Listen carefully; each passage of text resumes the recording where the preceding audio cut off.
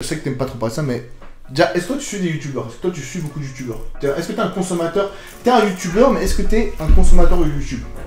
Oui, mais alors je regarde beaucoup de vidéos de matos, je t'en ai dit tout à l'heure. Je regarde beaucoup de vidéos de matos et je regarde beaucoup de stand-up.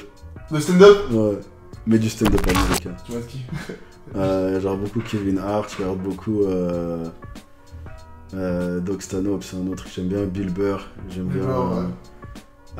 Après en américain, bon c'est pas un stand-upper, c'est un youtubeur. Après je sais qu'il est controversé, je suis pas d'accord avec tout, mais l'idée que j'aime pas mal c'est Matt Walsh. C'est beaucoup de gens le caractérisent comme étant un Eric Zemmour américain. Donc il est assez radical sur. En fait c'est un peu l'opposé de moi, donc c'est bizarre, mais j'aime bien la manière dont il ramène ses idées. En fait, même si je peux ne pas être d'accord avec le fond, en tant que vidéaste, j'aime la manière dont il va venir t'emballer le truc jusqu'à arriver, boum. Tu vois, je trouve qu'il est très fort avec ça. Donc voilà, beaucoup de stand-up, beaucoup de vidéos de matos. Matos, c'est appareil photo, hein, les gens. Oui, enfin beaucoup de vidéos de caméra. Vous verrez quand vous commencez à filmer, vous devenez accro en fait. Un appareil photo et un bel objectif, ça va être plus attrayant pour vous. Vous allez dire qu'on est bizarre, mais je vous jure, vous comprendrez. Je suis une belle femme. Tu préfères liker des vidéos où tu vois un bel objectif qu'une meuf en bikini. Parce que les meufs en bikini, t'en vois tout le temps, frère, sur Instagram. Mais un bel objectif, c'est. T'as vu, là, depuis tout à l'heure, je suis en kiff sur mon objectif. Je vous jure qu'au moins 12 fois aujourd'hui, il m'a dit putain, la qualité de mon 24 mm là, les gars. Toute la journée, il m'a dit ça. C'est ça. Donc, tu vois, au final, c'est vraiment la plupart des vidéos que je regarde. Et les youtubeurs français, fitness. Dis oui, non, mais chasse pas le sujet, frère. Non, je vais pas. Alors, je vais. Bah, je peux. On va dire que si tu veux, parce que je veux garder un œil sur ce qui se fait. Donc, je suis abonné à quasiment tout le monde. Je te jure, si t'es français dans le fitness et que tu fais des vidéos, je suis quasiment sûrement abonné à toi. Et que. Mais même des gens avec 500 abonnés, je suis sûrement abonné à eux. Donc, je vois tout le monde, je vois les titres. Je clique très rarement, sauf si c'est vraiment un sujet où je me dis, il faut vraiment que je vois ça. Ça arrive une fois tous les... Mais voilà. Mais il n'y a pas un youtubeur où je vais regarder assidûment ses vidéos. Même les ricains, il n'y a pas de... Fitness? Ouais. Parce que les ricains, c'est vraiment... Alors, je sais qu'il n'y a pas les chaînes ricaines, donc quand même, à mon avis, la plupart, c'est très différent. Comme on en parlait avant, en fitness, en France, ça tourne beaucoup. C'est très technique. Typiquement, on se moque beaucoup de Thibaut InShape, alors que pour moi, c'est le seul youtubeur qui ose faire des trucs... Un des seuls qui ose faire des trucs différents, qui ont presque rien à voir, et avec des gros moyens de production. Tu regardes, moi je vais pas le citer parce que j'ai fait beaucoup de vidéos sur lui, mais je vais pas prendre cet exemple, mais un mec qui fait 3 fois par semaine une vidéo comment perdre du gras sur le ventre quand t'as 700 000, 800 000 abonnés, je trouve ça insupportable. Tandis qu'au States, c'est plus le vlogging qui est à la mode, c'est toujours à la mode des vlogs. Beaucoup dans le vlog, bah après... En France ça marche pas, toi t'as fait comme moi j'ai fait quelques vlogs sur ma chaîne, j'adorais faire ça demande beaucoup de travail, tu fais pas de vues, toi t'as fait une deuxième chaîne parce que t'as vu que les gens accrochaient pas forcément sur les vlogs et tout, en France c'est pas le truc le vlog. Non ça dépend, moi je connais des gens qui vloguent et ça marche. Ouais mais c'est youtubeuse, c'est genre Lena Situation quoi. Après on va dire il faut que tu... Non mais en fait, ça c'est caractéristique de YouTube, YouTube te met dans une case. En gros YouTube te tape sur les doigts si tu sors de... Pourquoi maintenant tu fais autre chose? Les gens ils t'ont suivi pour ça, pourquoi maintenant tu changes? C'est pour ça que j'ai fait une deuxième chaîne, parce que ma deuxième chaîne a commencé à monter. Et là les gens aiment mes vlogs. Mais c'est parce que ceux qui m'ont suivi sur ma chaîne principale, ils m'ont suivi pour des facecams. Donc pourquoi tu nous donnes des facecams depuis un an et d'un coup tu veux sortir des vlogs? Non, reste à ta place. Donc j'ai fait une chaîne de vlogs. Mais si t'es connu en tant que vlogueur, non ça peut le faire. Mais il y a des gens qui vloguent en France et ils font des vues. Bazinga c'est du vlog ce qu'il fait. Ouais, mais il fait comme pas mal de facecam maintenant. Je sais pas, je regarde pas trop, mais le peu que... Enfin, je suis tombé sur des vidéos, c'était du vlog, quoi. Donc, tu vois, et là, je te sors un exemple comme lui, mais il y en a plein d'autres. Il y a plein de gens qui font des vlogs en France et ça marche bien. C'est juste... Il faut juste te dire, je vais persister là, dans ce qui est dur sur YouTube, c'est de s'éparpiller. YouTube, c'est un réseau qui aime bien te mettre dans une case. C'est le défaut de YouTube.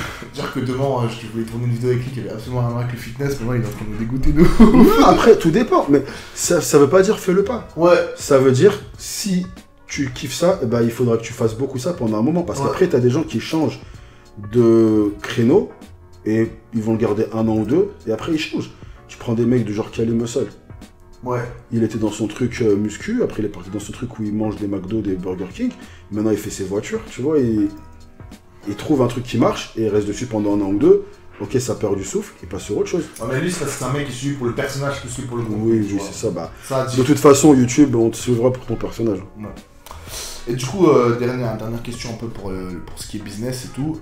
Si genre... On était sur business depuis tout à l'heure. Ouais, on est parti sur réseau, sur business. Vous allez dire, je pense que ça va partir en 2 vidéos, vu que c'est un moment, on va partir sur réseau et business. Mais du coup, alors réseau, business, comme tu le sens, pour les deux, le conseil, la question la plus posée sur internet, mais je vais te la poser quand même. Oh merde. Un mec qui veut se lancer là-dedans, tu donnes quoi comme conseil? Demande-toi réellement ce que tu aimes plus que tout au monde. Si tu aimes, tu réussiras. Beaucoup de gens, en fait, se disent, ok, qu'est-ce qui marche? Ouais. Demande-toi, en fait, une question très simple, c'est demande-toi demain si l'argent, ça n'existait plus. Voilà, tu te lèves demain matin, on est dans un monde où l'argent, il n'y a plus d'argent. Tu n'as plus besoin, tu n'as plus de responsabilité, tu n'as nulle part où aller, tu n'as rien à faire. Bah, à ce moment-là, tu ferais quoi du matin au soir le plus? Et bah, ce truc-là, trouve le moyen de le monétiser. Non, c'est tout. Mais tu sais le nombre de personnes qui vont se lancer dans le porno après ce que tu viens de dire? Eh bah, fais. Il y a des sous dans le porno. Ah, il y a des sous, frère. On est en 2022, il y a des sous partout. Ça, c'est vrai. Tu peux tout monétiser. Ta passion dans la vie, c'est les canettes. Tu peux trouver un moyen de monétiser. Tu customises des canettes, tu les vends. Boum. Ta passion, c'est quoi? Les chaussettes, tu fais des chaussettes brodées. Ta passion, c'est le beurre de cacahuète, tu fais du beurre de cacahuète avec des goûts. Il n'y a pas un truc où je peux pas trouver une manière de biffer dessus. Il y a du bif de partout. C'est un bifleur, les frères. On sent les gens qui sont faits pour faire de l'oseille. Hein. Bah, contrairement à ce que tu pourrais croire, non, je suis pas un businessman du tout. Là, je commence à justement voir pour m'entourer de gens qui s'occupent de la partie business parce que je suis pas un businessman. Okay. Je suis très peu à l'aise avec l'argent. Genre, même à l'époque où j'étais personal trainer, ça m'arrivait de perdre des clients parce que je te parlais niveau connaissance ce que j'allais faire avec toi et tout, et les gens ils étaient fascinés, je savais exactement ce que je disais, je maîtrisais mon sujet. Dès qu'ils commençaient à parler d'argent, je commençais à bégayer. Ah ouais. J'ai jamais été à l'aise avec le fait de parler d'argent. Après, si t'as un problème avec l'argent, ce que je te propose, tu me transfères une partie, moi je le garde. Non, j'ai pas un problème avec le fait de l'avoir, ça, une fois qu'il est là, il est là. J'ai un problème avec le fait d'aller le chercher. En fait, mais après, on va dire que vu que je suis extrêmement créatif, j'ai quand même réussi à faire des sous. Mais là, je sens que je peux arriver à un stade où, si je veux amener mon business au stade dessus, de toute façon, je vais devoir m'entourer de gens qui, en gros, eux, vont combler cette lacune. Parce qu'on a tous des lacunes. Moi, ma lacune, c'est je suis pas quelqu'un d'à l'aise avec les sous. Moi, je suis un créatif. J'aime créer. Créer du contenu, écrire des vidéos, jouer dans des vidéos, monter des projets, développer des choses, faire naître des choses. C'est ça ma force. L'aspect business, il me prend la tête. Tu sais, c'est marrant ce que tu dis parce que, petite parenthèse, mais en gros, j'ai vu que beaucoup de personnes qui ont réussi, soit c'est des duos, soit c'est des personnes qui ont souvent un assistant ou quelqu'un comme ça, et il y a toujours le créatif et le mec pragmatique. C'est toujours comme ça. Il y a le mec qui est carré, qui va avoir l'agenda 8h01, t'es en retard, tu vois, et l'autre qui a l'aspect créatif, et l'un pour canaliser l'autre. Et c'est vrai que ça marche souvent comme ça, parce qu'il faut les deux. C'est rare d'avoir une personne qui il faut être au courant de tes forces et de tes faiblesses, et du coup, tu prends des gens qui vont combler ces faiblesses. Moi, ma faiblesse, c'est l'aspect marketing, l'aspect business. Bon, la mif, on arrive au moment que vous aimez tant. C'est quoi? Vous savez de quoi on va parler là? C'est le feed game français, ils sont obsédés par ça, mon ref. Il va falloir en parler un peu, frère. On va parler du sujet, tout le feed game francophone kiffe. Direct dans le tas. Najib. Je crois qu'il n'y a pas une vidéo où vous avez pas envie de parler de ça. De chaud là. Est-ce que tu as déjà pris des produits de type stéroïdes anabolisants, de drogue de synthèse à injection de muscles fessiers? C'est une vraie blague.